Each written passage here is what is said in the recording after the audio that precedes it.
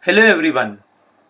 In the previous video, we had learnt about order of reactions as well as molecularity. In that, we studied about first order reactions, second order and zero order reactions. Now, we shall look into the mathematical part of it. In this video, let us understand about the first order integrated rate equation. We shall discuss about the first order integrated rate equation. Now, consider a general first order reaction where reactants are converted into products. So, A is the reactant and B is the product. Then, let capital A, that is written in square bracket, let A be the concentration of the reactant. Let A be the concentration of the reactant after time t, means the reaction started and after time t the concentration now became this capital A, and as you know that molar concentration we always express in square brackets, isn't it? Now let us write the rate of reaction. What is rate of reaction? This is nothing but change in concentration upon time, isn't it? So I will write rate as equal to minus dA upon dt, isn't it? In terms of reactants, whenever we write the rate expression, we will keep a negative sign. This is the concentration of reactant at that instant of time. Means in a very minute time interval, the change in concentration of A is minute, that is dA. And this rate of reaction is directly proportional to concentration of the reactant at that particular time. This is nothing but law of mass action. The rate of a chemical reaction is directly proportional to concentration of the reactant at that particular instant of time. When we remove this proportional, we will be getting a constant. So I will write now this minus dA by dt, which is equal to a constant K multiplied by concentration of A. Then what is this K?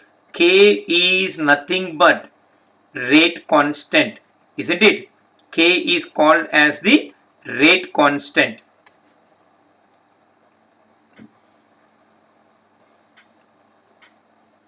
Now, this particular expression, whatever we got,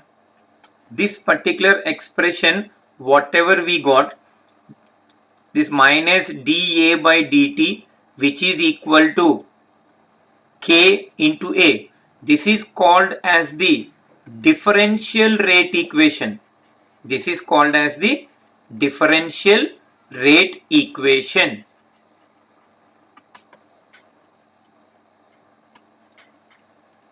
Now on rearranging this one, we get dA upon A, this is equal to minus K into dt. How did I get this expression? Here, rearrange these two. Bring this A to the denominator and this dt to this side. So you'll be getting dA by A is equal to K into dt. Then how the minus sign changed? We are multiplying both the sides with the negative sign. So this side it will become positive and this side it will become negative. So now we get the equation dA upon A is equal to minus K into dt. Now let's integrate this particular expression. So on integrating means integral of dA upon A is equal to minus K integral of dt. So no need to integrate this constant. So we bring it outside, minus K and integral of dt. And NEET students, no need to worry about the integration part. It's very simple. In this particular case, you simply learn it as integral of dA by A is nothing but equal to log A. Integral of dA by A is log A, and this K remains there as it is, and integral of dt is nothing but kt. Is it clear? After integration, we are getting log A as equal to minus kt plus c.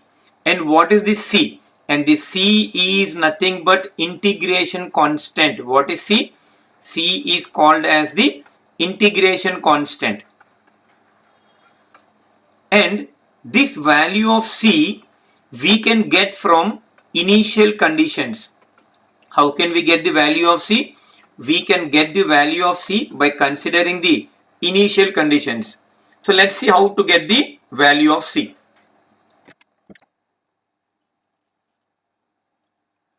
When we consider the initial conditions, that is beginning of the reaction, means time is equal to 0. Then the concentration of this A will be taken as initial concentration, which I am writing it as A naught. When T is equal to 0, means at the beginning of the reaction, the concentration of A, that is the reactant, is taken as equal to A naught. So now substitute in the previous expression.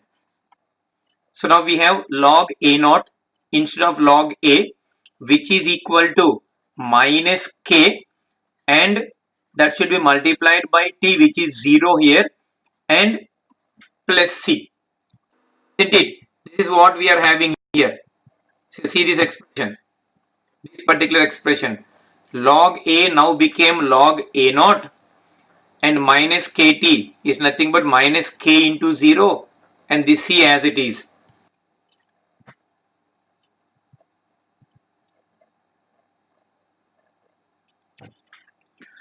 Now we get C as equal to log A naught, isn't it? Now we are getting C as equal to log A naught. Let me take this one as equation 2 and the first one and the previous one as the equation 1. Means I am taking this one as equation 1.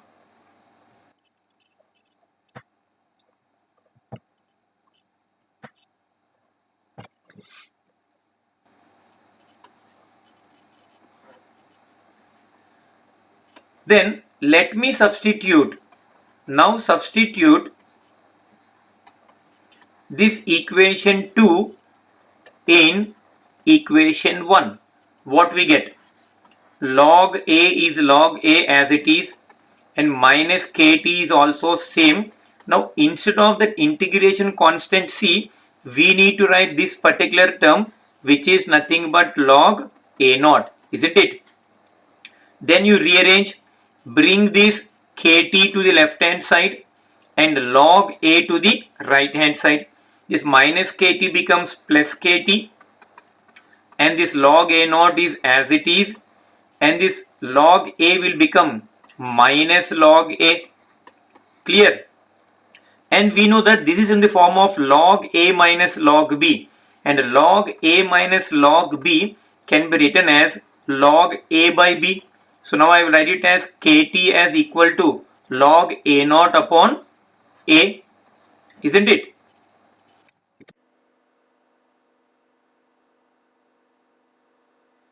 What we need to do is, we need to convert this log base E into log base 10.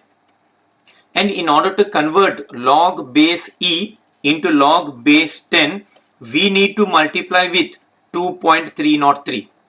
In order to convert log base E to log base 10, we need to multiply with 2.303.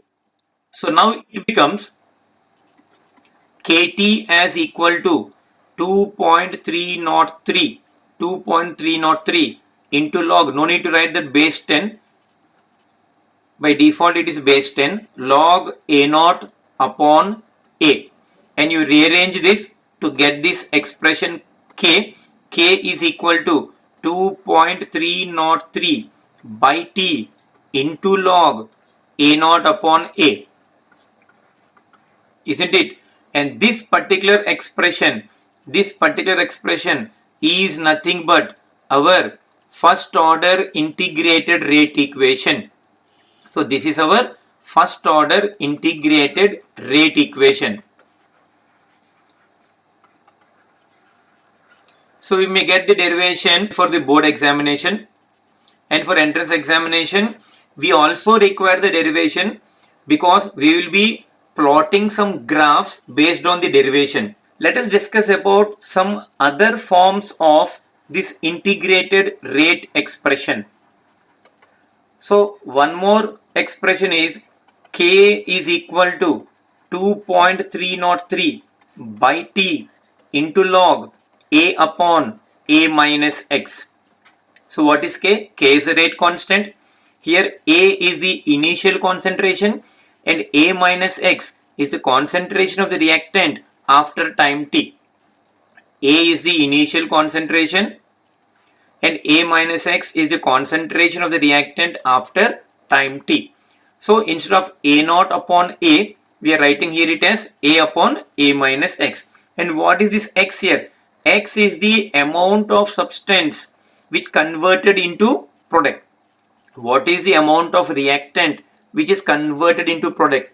Out of the initial amount A, X is converted into the product and the remaining part is nothing but this A minus X. Clear? Let's move to the other form. This is the exponential form which we derive from our previous expression only. We already have this expression kt is equal to log a naught upon a. We will not get any numericals on this particular form, but they may give some theoretical questions in the examination. Now, when you multiply both the sides with minus sign, we have minus kt is equal to minus log a naught upon a. Then you keep this minus sign as it is, but we want to change this minus sign. So if you want to change this minus sign, we need to take the reciprocal of it. So minus log a naught upon a. Now it becomes log a upon a naught. When you reverse this one, this minus log a naught upon a becomes log a upon a naught, and this remains the same, which is nothing but minus kt, isn't it? Now whenever we take anti-logarithm, so taking anti-logarithm on both sides, after taking anti-logarithm on both sides, we have this, instead of log a by a naught, when you take the anti-logarithm for that one, we will get directly a upon a naught. This minus kt becomes e to the power of minus kt. And when you rearrange this, you will get it as a as equal to a naught multiplied by e to the power of minus kt. So this is again another form of this integrated first order rate equation. So that is about the various forms of first order integrated rate equation. Let's understand the graphical representation of this. We have the expression k as equal to 2.303 by t into log a naught upon a, isn't it? Now when you rearrange, we get kt upon 2.303, which is equal to log a naught upon a, isn't it? Now this is in the form log a by b, so we make it as log a minus log b. So it becomes kt upon 2.303 is equal to log a naught minus log a. Clear? Then you bring this log a to this side, left hand side, and this kt upon 2.303 on the other side. So then we have the expression minus log a becomes log a, that is plus log a, and this kt by 2.303 becomes minus kt by 2.303, and the same term remains log a naught. And This is in the form of y is equal to mx plus c, isn't it? Now whenever we draw a graph between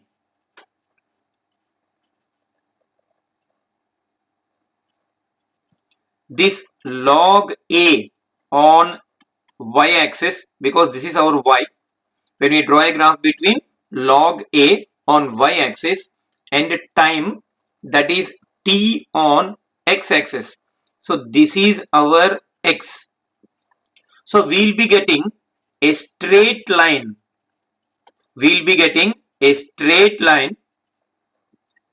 whose slope is equal to, this is our slope. What is the slope here? It is a negative slope.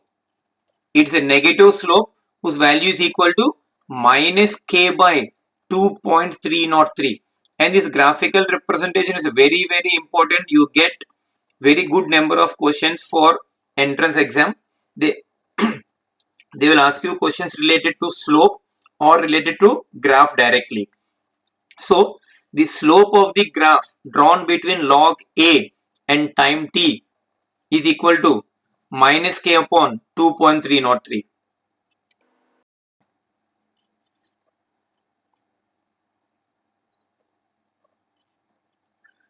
Instead of using log base 10, if we are using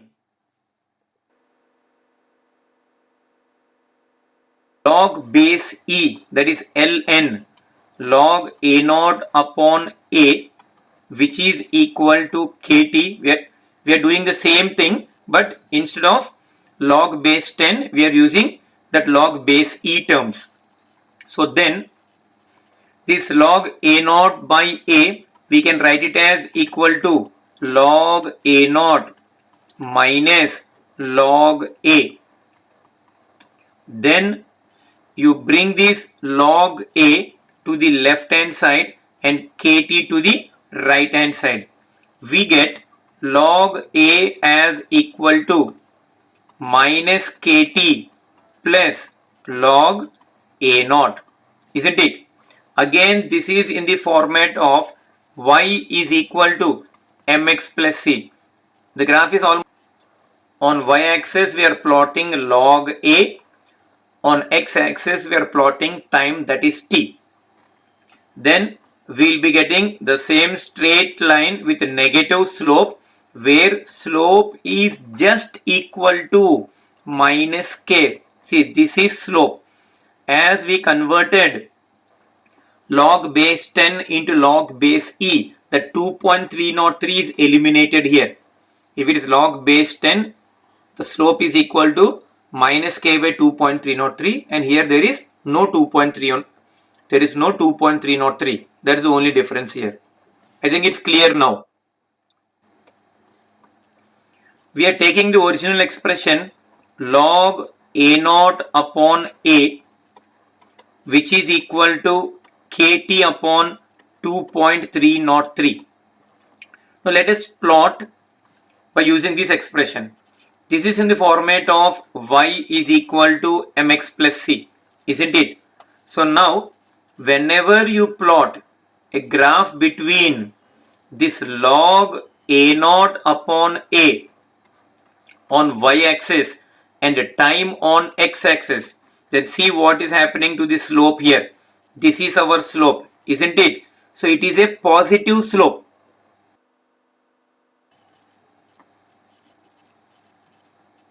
We get a straight line whose slope is now equal to k upon 2.303, isn't it? Again, instead of using log base 10 terms, if we use log base e terms, means log a naught upon a, here this is log base e, and now the expression is nothing but equal to kt.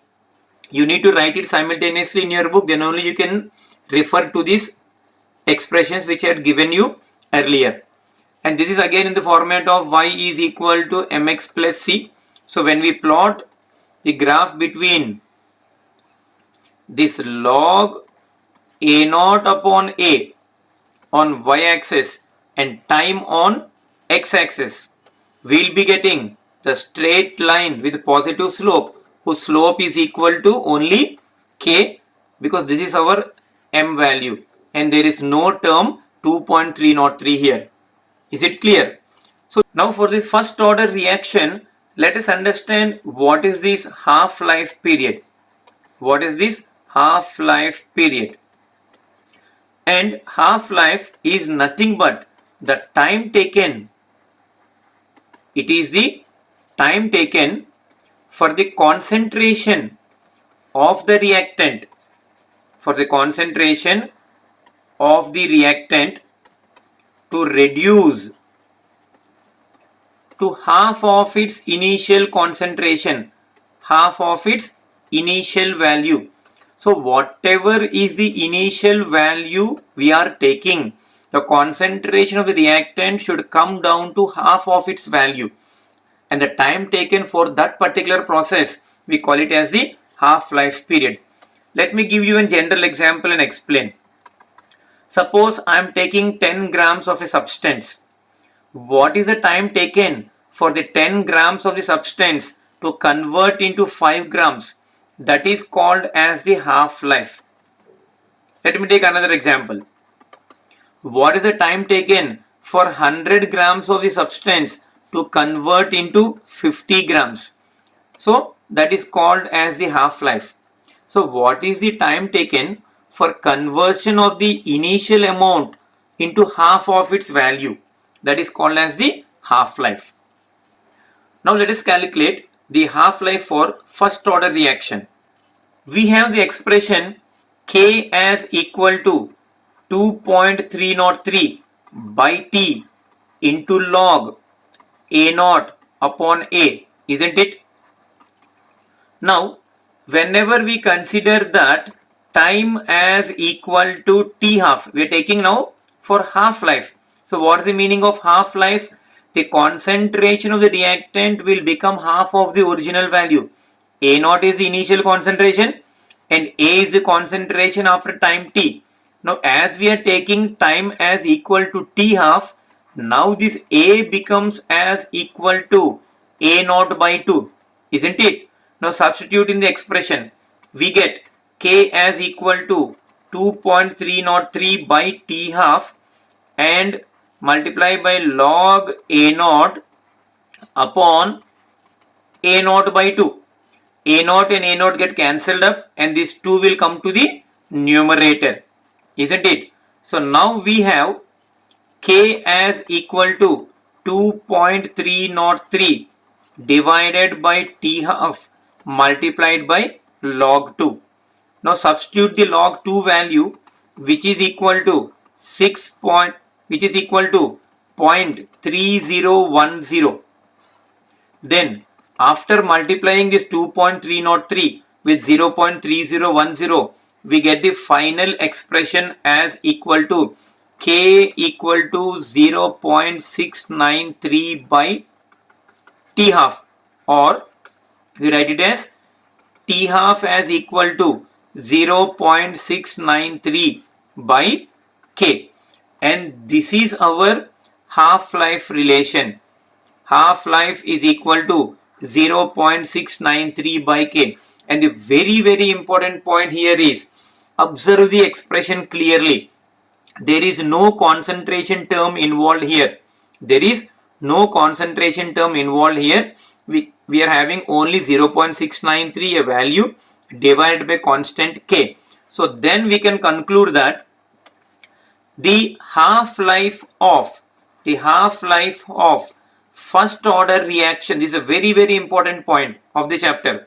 Half-life of a first order reaction, this is independent of initial concentration of the reactant. So the half-life of a first order reaction is independent of the initial concentration of the reactant. Whether we start it with 10 grams of the reactant or 5 grams of the reactant or 2.5 grams of the reactant, the half-life remains the same. Means in the same time the original amount will convert into half of its value irrespective of the original amount taken. Let me give you an example and explain this. Suppose if I take for a particular first order reaction, half-life is 5 minutes. If I start with 10 grams of the substance, the 10 grams of the substance will convert into half, that is 5 grams, in this particular time, 5 minutes, because it is its half-life, isn't it? Now, the same 5 grams will convert into half of its value, that is 2.5 grams, in the same time, 5 minutes. So whether we start with 10 grams or we start with 5 grams, it will become half of its original value in the same time, which is 5 minutes. When we move further, this 2.5 grams will convert into 1.25 grams in the same 5 minutes. So that is how we can conclude that half-life of a first order reaction is independent of initial concentration of the reactant. So this can be given separately for 2 marks derivation in your board examination. So you need to practice the derivation for half-life period of first order reaction. And that is about the information related to first order integrated rate equation. You watch the video twice at least to have good grip on the entire concept, because majority of the numericals in this chapter are connected with this first order expression. In the next video, we shall understand about some more formats of first order reaction depending upon the nature of the reaction. See you then.